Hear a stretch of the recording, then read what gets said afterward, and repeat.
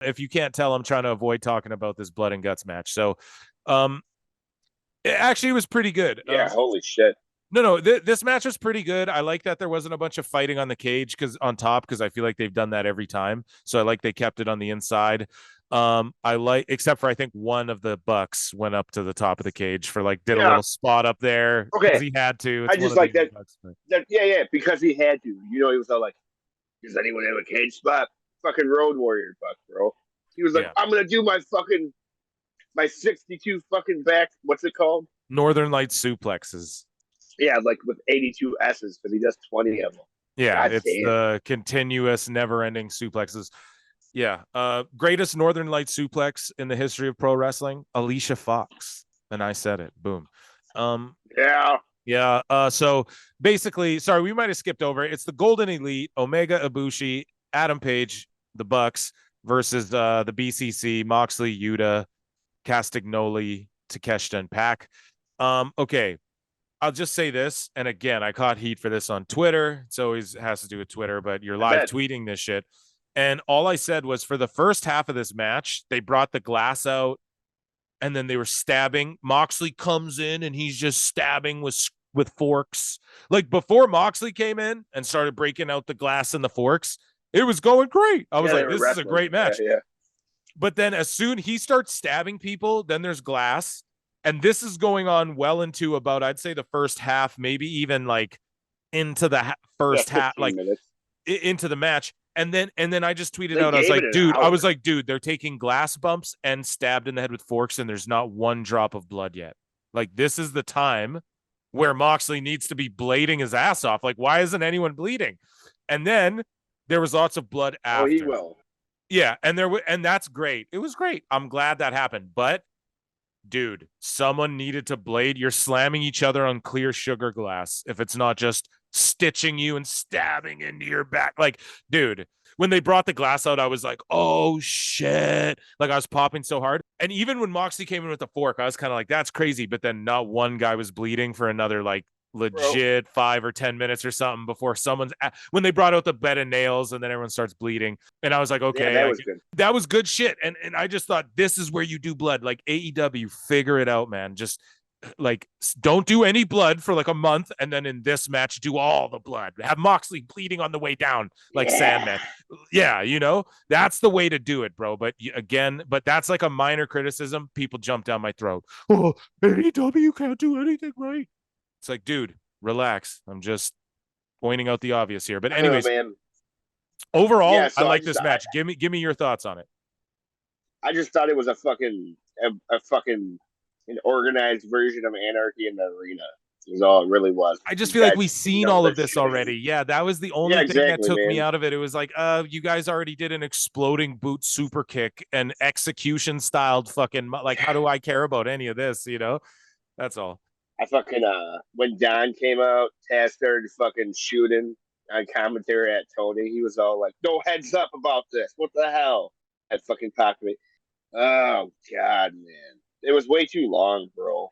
And like, do you think it was too long? I felt like it. Way too long. Yeah. Okay. Because to me, it wasn't like I don't know. It didn't like lose my attention. For a lot of it, I was like, we've just been seeing this, and then Coda looked. He just was he trying like he was just like fuck this, and then we'll get into all the aftermatch shit after. Sorry, what were you gonna say there? It was like they started cheering for like we want tables, and it was like guys. Oh my you just saw fucking. Oh my god! 45 minutes and this is what I cannot stand, man. This is why, dude. It's the most nichest part of the audience. Where do you go? Okay, no, it does happen in WWE too, actually. So we can't say that, but it's just, I don't know. Especially in a match like this, dude. You just saw Ibushi do a moonsault onto a bed of nails. You guys, like, what are we doing here, man? Yeah, I like when the fucking they were all like, "Oh my god, the nails just fucking fell down and raped Kenny as they fell," and Don was all like, "Excellent." Nope, there I am talking about commentary, bro. Yeah, I don't know, man. It's fucking like I said, it was too long. The Young Bucks had a bunch of goofy spots. Oh god. What do you think of like the trunk of weapons that AEW puts? What do you think? What do you think of how AEW just puts like a trunk of weapons on either side of the ring where the guys can just go down, or next to the stage where they can just pull weapons out from under the ring? How much longer is it going to be there with these new rules being instated? Though, so who gives a fuck? I don't know. I think it's Why dumb, did bro. they have two rings, one with red ropes and one with black? Because Tony's a fucking marketing. And then also my other thing is Ibushi like did nothing. You know, I thought he was gonna come in, do fucking be the tide turner, like save them. All hopes lost. Ibushi comes in fired up. Ba-bow, ba-bow, And he ba-bow, tried. ba-bow. And Dude, no, tried, he just like kicked Mox 4 times or whoever. I can't even remember. Here's the thing though. There was a lot of good in this. There was a lot of good in this, and even the Bucks, like Nick Jackson using both rings. Don't lie to the listener. No, it wasn't. They're my listeners too, but I know, but it wasn't all bad, man. Like there was like when the match started and then they sent Omega first, and I was like, yes, like that's what you do. If it's a War Games, you send Omega first. If that's your team, you know, you save Ibushi last, you send Omega first. Let's just get into the goofiness. So Pac just walks out. So then we have the baby faces, just 3, and then Callis rips Takeshita out. So we have the baby faces 5 against 3 beating down the heels. Yeah. Like, okay, that's back. Like, what the fuck? And then, dude, in Ring of Honor at Death Before Dishonor, they had Pac realign with Death Triangle. Why? You just in Blackpool Combat Club, and he's the only guy remotely close to Blackpool who would be in said club. Fucking idiots. So it's just like, God damn it, you know, and he fits in there good. He's the bastard. Like, what the fuck, man? So, or like Callis's family. Why isn't it Takeshita and Pac now? Why the fuck? Hey, where'd Neville go? Get him in Neville, the man that Gravity forgot. Gravity literally forgot him. I called Gravity. Yeah, I called him on the phone. I said Gravity. I asked God for his number. I asked God for Gravity's number. I said, God. I'd be God. Remember when I beat you at HBK with my son? Yeah.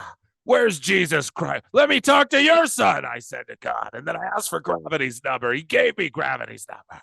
And then he told me to call AJ Styles because gravity fake and the earth is flat. And I said, holy fuck. That's what I discovered. Now I'm a truther. Listeners, you can hear more at our Patreon. Yeah.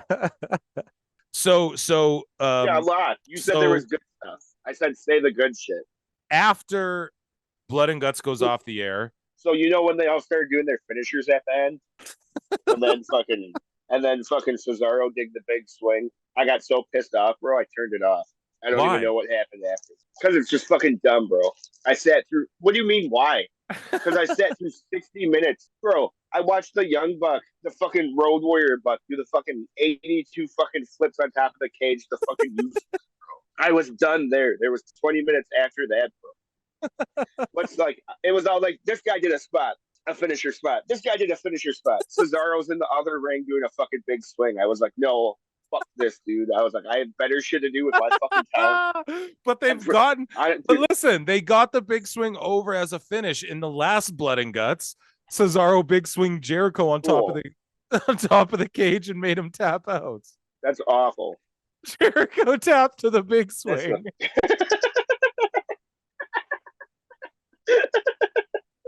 The only guy in history, man. Oh, man.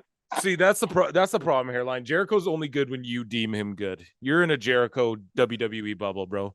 When hasn't he been good though? Give me an example of Jericho not. Jericho, Mark.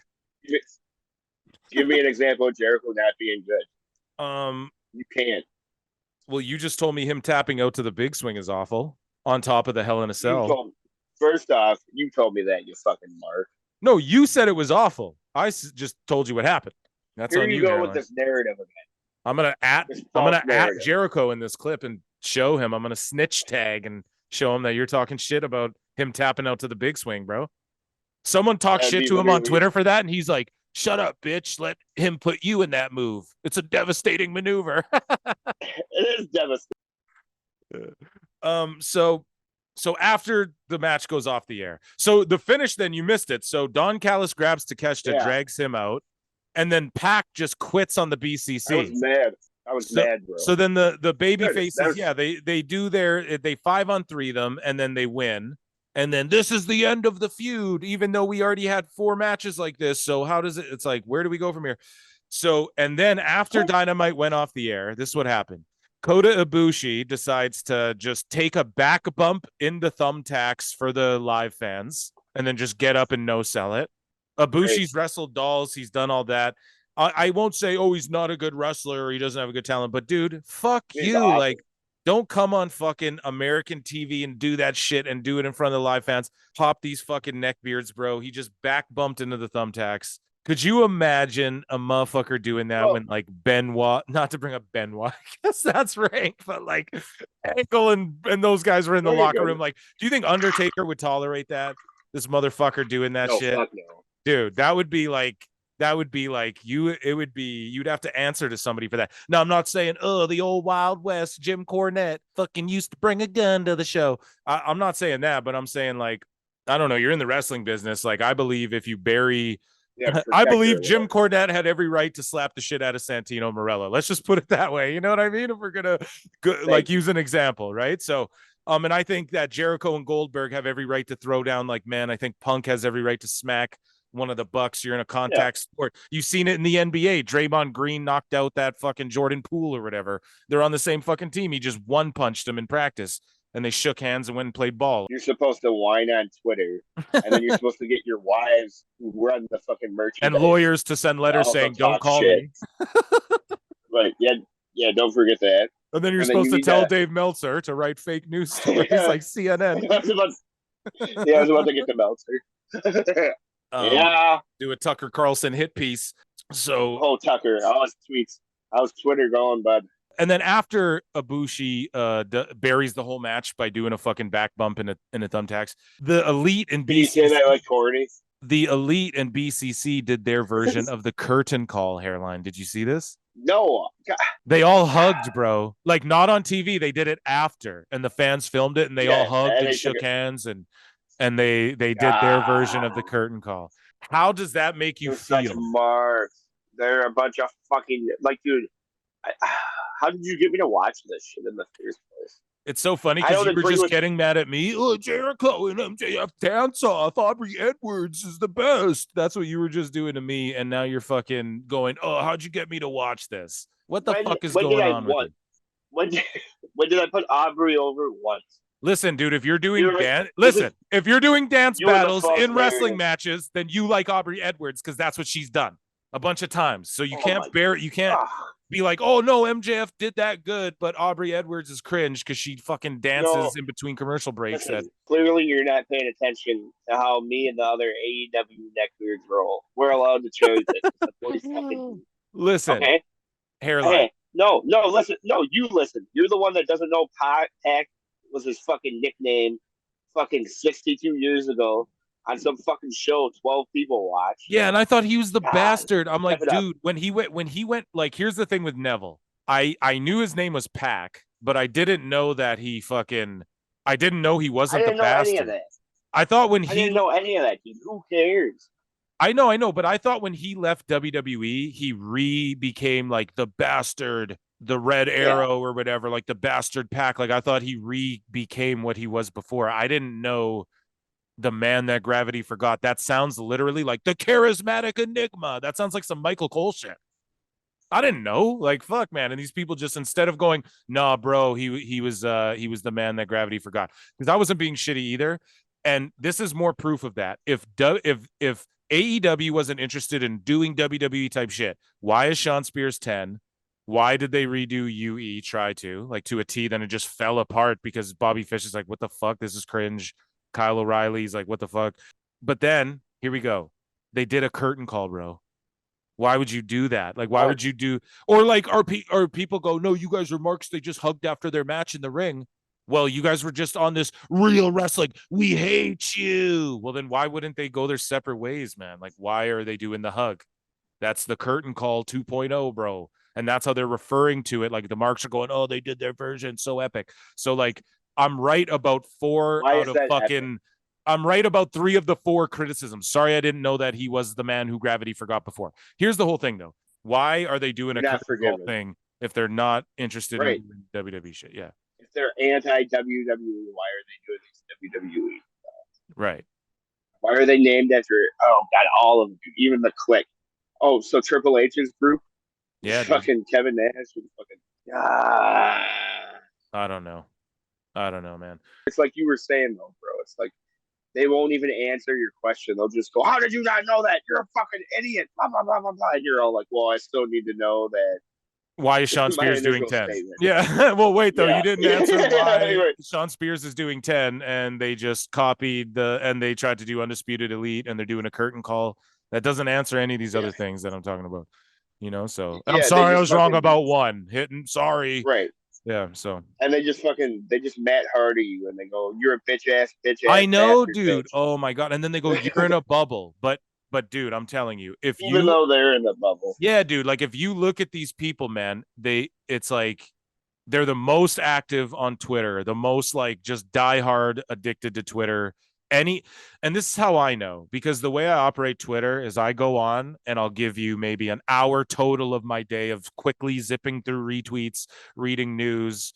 If we're on the show, maybe I'll give you more time because I'm fucking, Twitter's like I zip through, I read some shit, I screen grab some shit, send it to Hairline.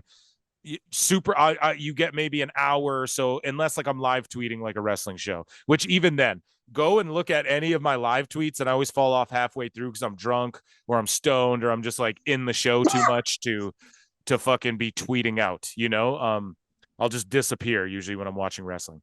And then yeah, you look on those illegal sites, dude, and the AEW shit gets the most views and shit and the Ring of Honor shit gets more views than the AEW shit because they're not trying to buy Honor Club.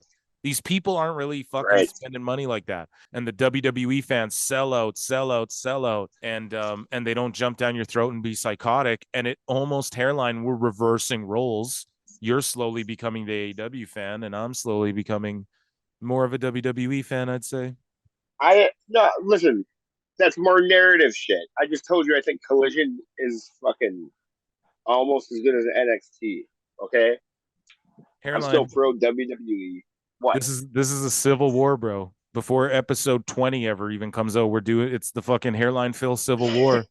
We're starting a feud, bro. We're beefing. We have real heat. So yeah, your thoughts on the curtain call? You're just disgusted by the fact they would do something like that?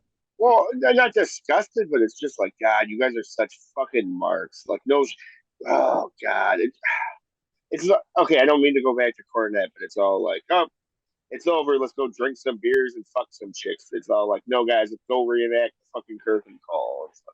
And it's like, Dude. no shit. Like, this is the reason the neckbeards act like this, because look at how like the people they idolize fucking act. Yeah. Yeah.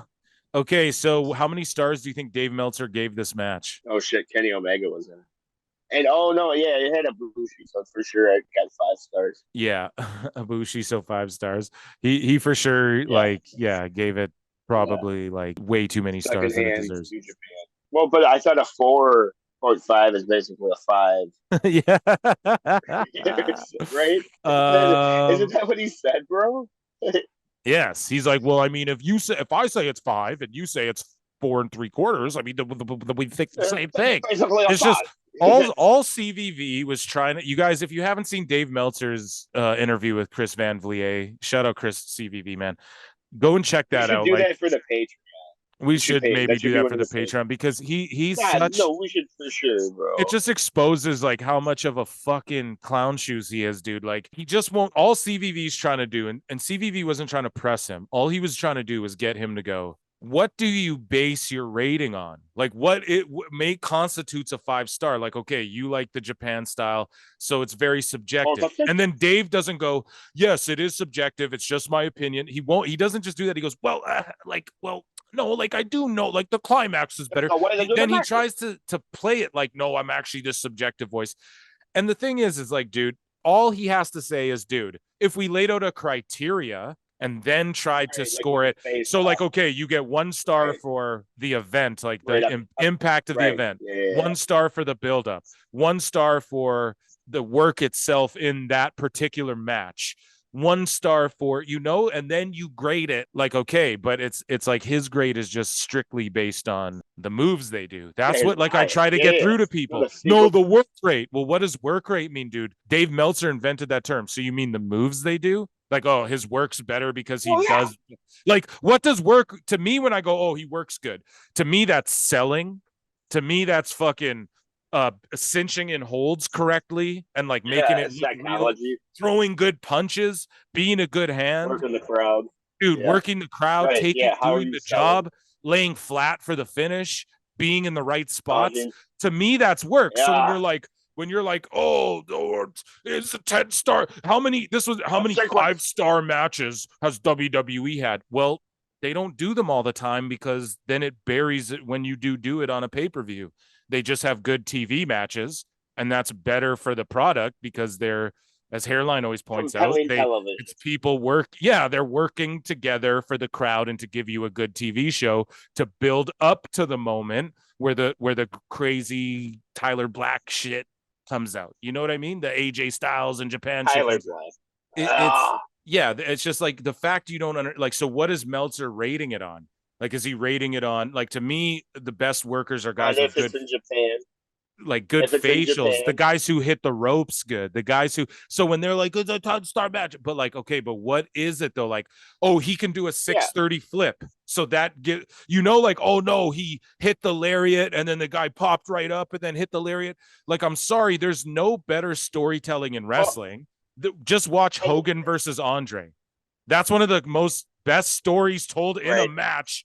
Hogan's trying to beat this giant and he goes to the outside and then he gets backdropped on the concrete and then he gets him up for the slam finally. Like, that's a story, bro. There's not much, like, I get like, oh, the work and the kickouts and the false finishes. Is that good work to you guys? Because that's not, like, a false finish doesn't mean you're a good worker because you kicked out at 2 and 3. Like, yeah, sorry, you go ahead.